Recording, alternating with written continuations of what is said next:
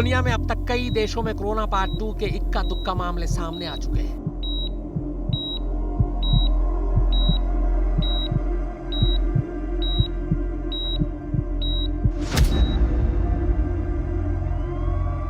दक्षिण कोरिया में ऐसे करीब 100 मामले मिले हैं, मगर इस नए किस्म के कोरोना ने सबसे ज्यादा बैकगियर चीन में लगाया है, जहां करीब 1,500 से ज्यादा कोरोना पार्ट 2 के मामले अब तक सामने आ चुके हैं। और ऐसे लोगों से संक्रमित होने वालों की तादाद भी अच्छी खासी है। अब सवाल यह है कि यह नए किस्म का कोरोना कोविड-19 से भी ज्यादा खतरनाक कैसे, और ये असल में है क्या?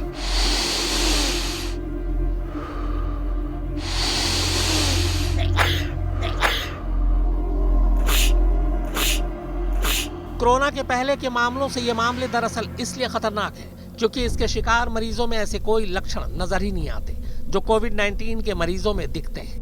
वैज्ञानिक ऐसे मामलों को एसिम्प्टोमेटिक कोरोना कह रहे हैं।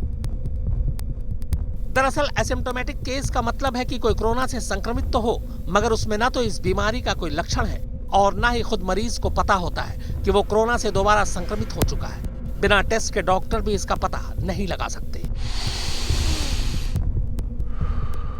सोचिए, भारत जैसे देश में जहां कोरोना के लक्षण वाले मरीजों को ही पहचानना मुश्किल है, वहां अगर एसिम्प्टोमेटिक कोरोना के मामले सामने आने लगे तो क्या होगा? क्योंकि अभी तो हम कोरोना के सीधे सीधे हमलों से भी पार नहीं पा रहे। ऐसे में अगर ठीक होने के बाद कोरोना के मरीज एसिम्प्टोमेटिक हो गए तो कोरोना से ठीक हुए ज्यादातर मरीज चलती फिरती मौत बन जाएगी। जाने अनजाने जो लोगों को मौत का ये वायरस दे जाएगी।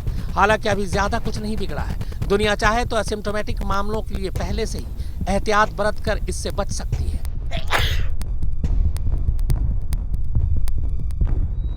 इसके लिए ठीक हुए मरीजों को फौरन समाज में जाने से रोकना होगा और हर दूसरे दिन उनकी जांच की जाए, ताकि मरीज अव्वल तो एसिम्प्टोमेटिक कोरोना का शिकार न हो और अगर हो तो उससे बाकी लोगों को बचाया जा सके। अब तक दुनिया में जितने भी एसिम्प्टोमेटिक कोरोना के मामले सामने आए, उनमें मरीज ने ऐसे कोई लक्षण महसूस नहीं किए जो उसे पहली बार कोरोना की चपेट में आने के वक्त हुए थे। और अनजाने में ये लोग कोरोना की चेन को बढ़ाते चले गए।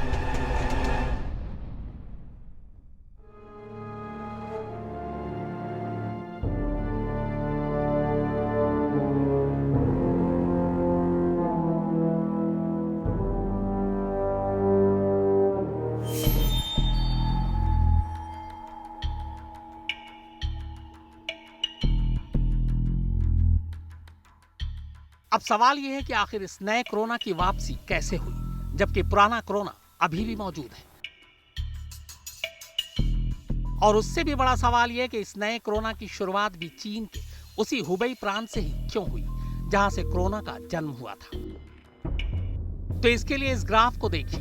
दरअसल हुआ ये कि लॉकडाउन के बाद चीन के हुबई में कोरोना का ये ग्राफ बेहद तेजी से नीचे गिरा। मार्च के महीने में तो यहां कोरोना के सिर्फ इक्के दुक्के मामले ही सामने आए।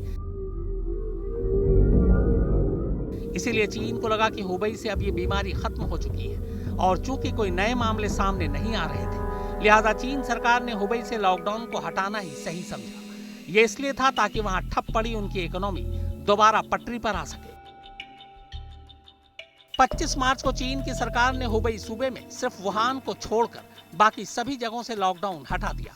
इधर लॉकडाउन हटा और उधर महज 3 से 4 दिनों के बाद से कोरोना के मरीजों के नए मामले सामने आने शुरू हो गए।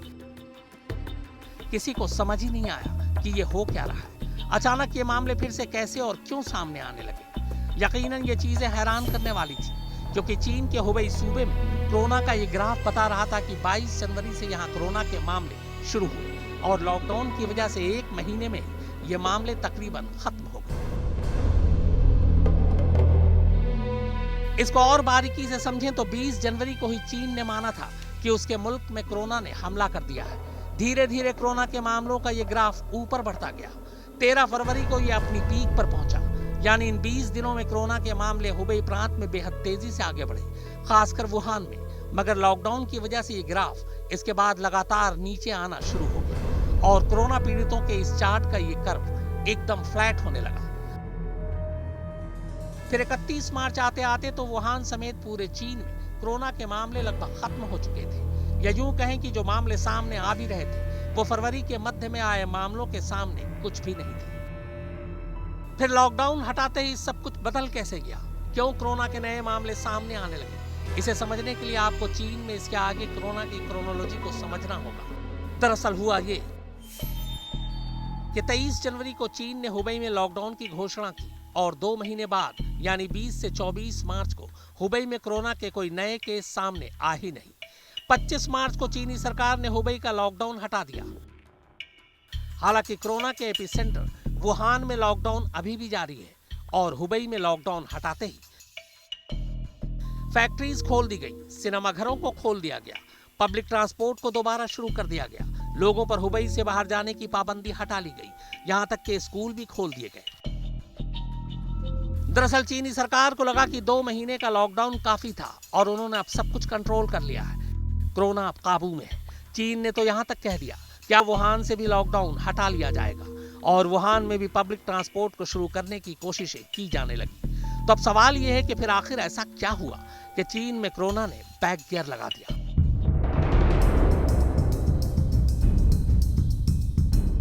दरअसल ज्यादातर मामलों में हुआ ये कि चीन ने जब हुबई प्रांत से लॉकडाउन हटाया तो उसने वहां से उड़ान भरने वाली डोमेस्टिक और इंटरनेशनल फ्लाइट को दोबारा शुरू कर दिया। इसका यह मतलब था कि चीन के जो नागरिक दूसरे देशों में फंसे हुए थे और वहां वो कोरोना के शिकार हुए, मगर ठीक होने के बाद जब उन्होंने दोबारा अपने मुल्क का रुख किया तब वो इस बात से अनजान थे कि वो इस बार कोरोना की एसिम्प्टोमेटिक शिकार हो चुके हैं। यानी सारे लोगों को ये बीमारी नहीं थी, मगर फिर भी जिन्हें ये थी चीन के लिए खतरा पैदा कर चुके थे। चीन से यही गलती हो गई, उसे अंदाजा भी नहीं लगा कि जिन लोगों को वो दोबारा अपने मुल्क में आने की इजाजत दे रहा है वो इससे कहीं ज्यादा खतरनाक रूप में कोरोना को वापस उसके मुल्क में ला रहे हैं। इसके अलावा जिन लोगों को चीन के अस्पतालों ने ठीक किया और जो इस दौरान मुल्क में ही रहे वो भी एसिम्प्टोमेटिक कोरोना के अनजाने में शिकार हो गए।